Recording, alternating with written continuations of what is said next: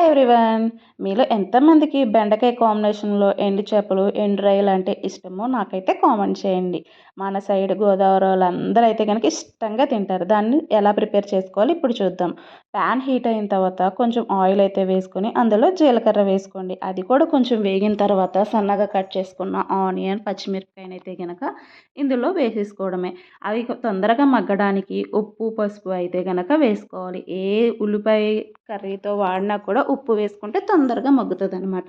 అవి కూడా వేగిన తర్వాత టమాటానైతే వేసుకొని బాగా కలుపుకోవాలి. ఇందులోనే కరివేపాకు కూడా వేసుకోండి.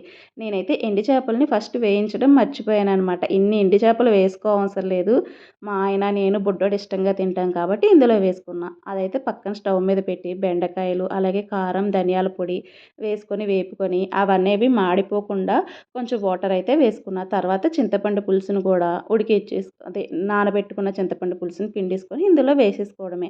ఫైనల్‌గా ఎండు చేపలను వేసుకొని పులుసు దగ్గరగా అయ్యేంత వరకు మనం ఉడికించుకోవాలనమాట. ఈ ఎండు చేపలన్నిటిని మా అమ్మమ్మ ఇచ్చిందనమాట. వీటిని నార్మల్ చేపలని ఎండబెట్టారు. ఆ ఎండు చేపలు కాబట్టి మంచి టేస్ట్ అయితే వస్తాయన్నమాట. ఫైనల్‌గా పులుసు దగ్గరికి అయిన తర్వాత కొత్తిమీర ఉంటే కొత్తిమీర యాడ్ చేసుకోవచ్చు. అంతేనండి, మన బెండకాయ ఎండు చేపల పులుసు అయితే గనక రెడీ అయిపోయింది.